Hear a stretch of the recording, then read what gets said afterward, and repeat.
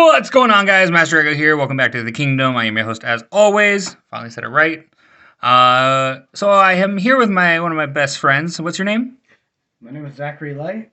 And what did you do? Was it last Saturday? Yeah. I was running a PK fire deck. And what place did you get? Second. Almost missing on top cut with first place with the Flunderies, huh? That is the new deck, so I got 2-1 by it on Wednesday. So yeah, wasn't the best matchup. Yeah, the one thing you have to go after is negate their normal summons. Yeah, pretty much. I learned that and I'm like, huh, okay, now I know what to do. Alright, so without further ado, let's go and get into the profile. All right. So first thing, just gonna say the only reason I got second is because I got scared of Nibiru on my last game, and the guy didn't even have Nibiru in his deck, and I thought I saw him put him in his deck. So that's the only reason I got second. If not, I would have popped off with everything. So Oh, okay. now to begin, I started with the build. I did the standard 3 Tour Guide of the Underworlds. This allows you to pop off with summoning out your Seer or your Graph onto the field. So it will help you get out your Cherubini or your big Link 3 Phantom Knight Rusty.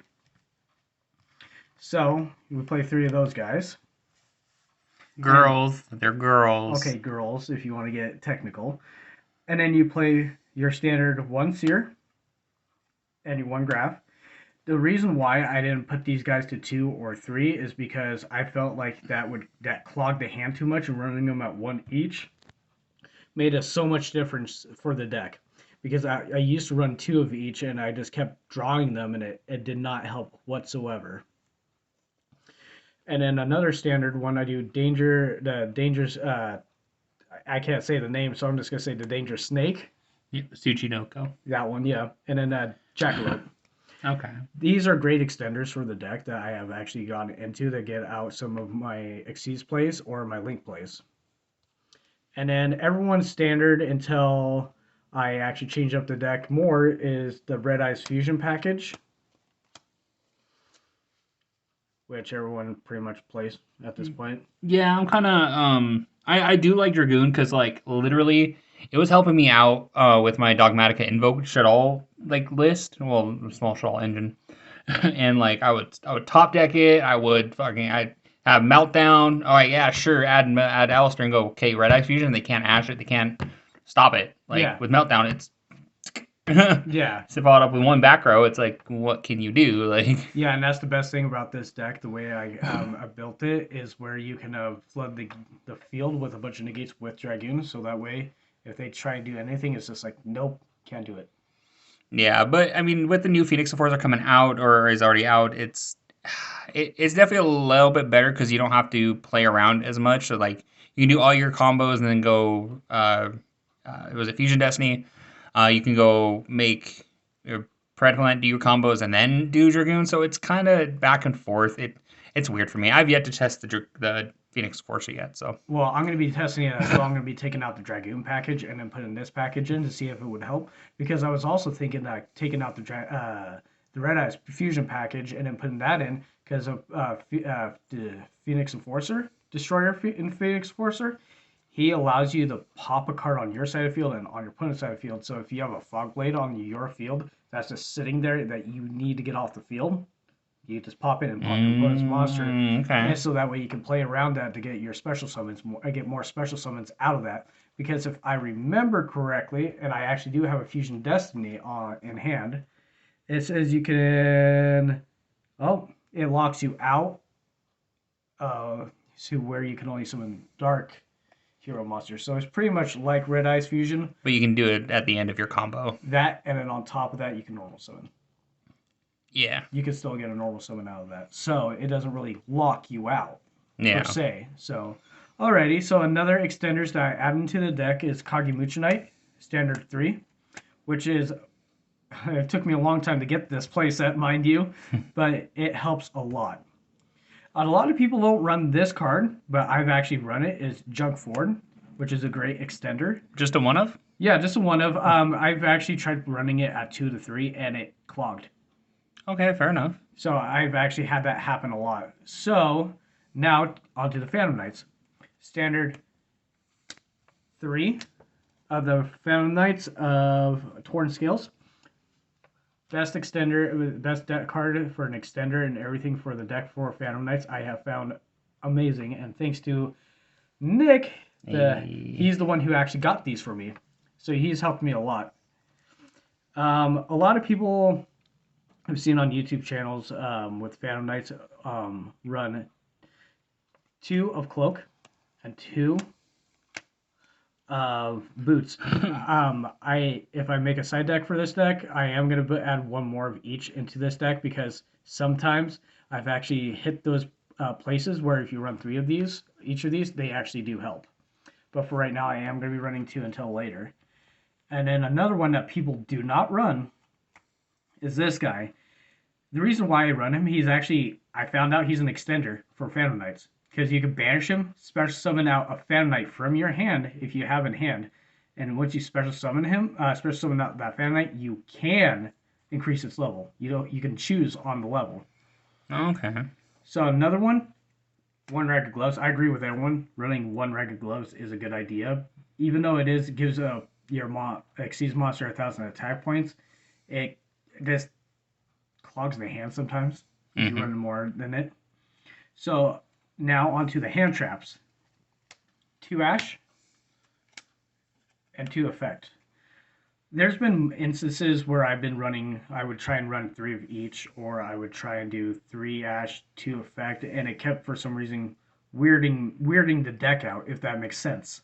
I've had that happen too, where I go to put something in because I think it's good, and it completely messes with the whole mojo of the deck, and then you take it out, and it's like, okay, why is it happening? And then you're like, oh, here's a good hand without it. So Yeah, and it, so it the mojo it's something that people talk about, but other people are like, oh, that doesn't make any sense. And like, you have to be a Yu-Gi-Oh player to understand. yeah, and for some reason, like even after Nick has helped me a few times with this hand trap thing, and after I noticed it, I was like, okay, put 2 of each, and after that, the deck runs wonderful. It helps Yeah. with the negates. It gets what it needs to get. So I mean, people are now understanding the OCG a bit better because like running like generally, yeah, if you just have ashes, you can depending on the deck, you can run 3 ashes, 3 veilers, 3 this, 3 that, whatever. well, if you're But playtesting, I can see you. well, right, yeah, but I've been on 2 hand traps, like 2-2-2-2 ratio, depending on what it is, because it's good. Like it doesn't clog as much, and when you draw a hand trap and during late game, it's like it doesn't do anything. Pretty much, and So then the Veilers definitely help. Ash it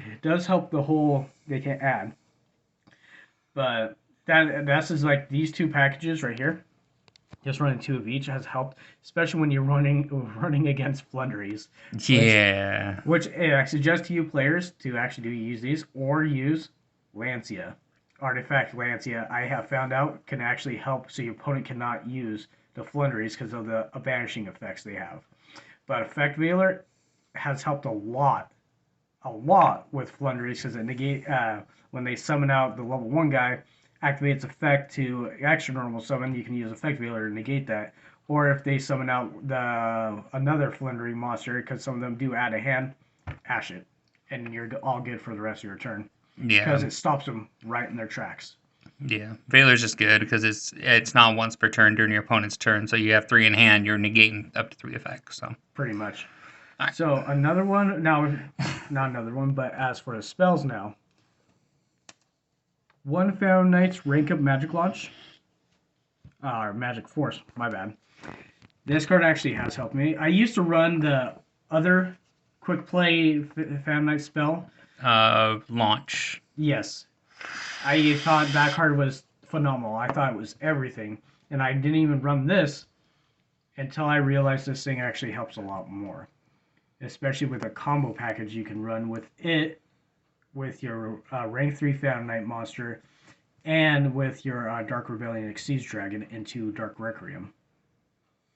Okay. Because it activates during either player's main phase. So if they would summon a monster, you can activate this, and then it kicks off with some stuff, which has helped me a lot. Okay, and then also another one of I do Reinforcements of the Army, of course, because it's at 1. Monster Reborn, because it's at 1.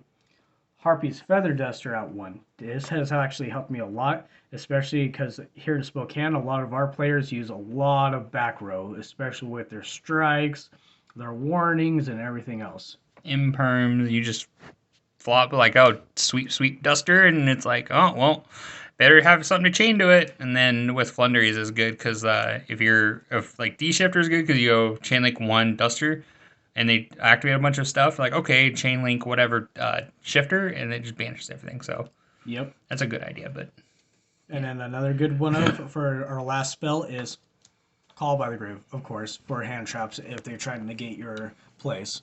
yeah, have you ever thought about running it's called cross-out designator? Yeah, I've actually wanted to go get it, but I just don't have the funds to get it. I'm one of those low budget players. All right, so on That's some for good friends like me. yeah, definitely. So another for not another onto the traps. Standard 3 fog blades. Perfect card, helps a lot, does a lot of negations. It helps me a lot. And then next trap is basically your standard hand trap. I was thinking about taking out, I don't know yet, is your standard 3 imperms, because imperm has actually helped me a lot.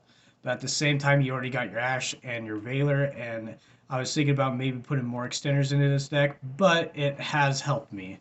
So for all you Fan Knight players or any players at all, imperm is a great card to get, and I got this through the new deck structure from the Cyberdarks.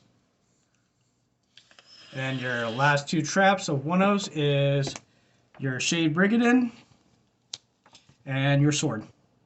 Awesome. So that's a 40 card main deck? Yep. 40 All card right, main let's deck. go to the extra. Yep. And just letting you guys know, I do not have a side deck, but I will be building a side deck for this deck. Yes, I'm helping him with that. Okay, onto your extra deck. 1 Fusion. Of course, is Red Eyes Dark Dragoon, because you guys saw the Dragoon package. Anaconda, everyone knows. 1 Cherubini. 1 Unicorn. Link Spider. The reason why I'm running Link Spider, there has been a lot of combos that I can go off of Link Spider by using the Shade Brigandine. Shade Brigandine. So then now you also have your one and only Rusty. So those are the Link and Fusion. Onto your Xyz. 2 Break Swords. Amazing card. Loved it ever since it got released through Arc 5. 2 Leviathans. This is a great card to use because of the fact Phantom Knights can banish. You can bring them right back and allows you to go into your number future FOs or just number FO utopic package that you got. This card has helped me a lot, and it helps against Flunderies and any other deck that uses effects, but still, this thing has actually helped me a lot. Oh yeah, this deck puts up crazy boards. Oh, it does. And then you got Dark Rebellion Xyz Dragon. Amazing card. Then you got Arc Rebellion Xyz Dragon. A lot of people I've noticed throughout YouTube do not use this card, but I do. Especially if your opponent wants to go first and you go second and you want to actually just 1-turn kill him. Arc Rebellion, if you want to 1-turn kill him, helps you a lot. Yeah. And then the last card, Dark Requiem Xyz Dragon. Wonderful card. I actually found out this card can make up to, if you set it up correctly, Dark Requiem can make up to 4 negates. It's not a once per turn effect. And it can help you out. So you pretty much can, if you set up the board correctly, like I have, you can make it where you can have up to about 7 negates on field and in hand. Now I thought Petalums did good. Yeah. Holy crap. And every game I played in our tournament last Saturday, I kept setting up the same board, helped me a lot. And that's what scared me was the Nibiru, because someone scared me with it and they didn't have it in hand and I thought they did and I was being weary and I screwed up. Yeah. So that one was on me. Sometimes you gotta say, all right, well, if you got it, dude. I'm not gonna be scared. Yeah, so you got it, you know. So another great thing to say to you, all you Yu-Gi-Oh players, especially new ones, don't be scared. Just go into it headstrong. and don't hold back. Yeah, it's a learning curve because you can't be scared of one other thing. Because I'm still learning with that, guys. Like Zach, I know he's not relatively new. Obviously, he's been playing this game for a little while, but like I'm having him build up confidence with that, and even with me too, like play facing certain players. So like you just hey man, stuff happens. It happens. Like you can learn from it, and then go to game two, learn okay, here's what I need to do, here's what needs to happen, things like that. So Yeah. So, well, that's my PK Fire deck. It's more Phantom Knight than Burning Abysses, but I love it. It's fantastic. all right, guys. Well, hope you guys enjoyed the profile. Like I said, I don't really have Zach come on the channel very much, but if you'd like to see more, comment down below, and hope you guys have a good rest of your day.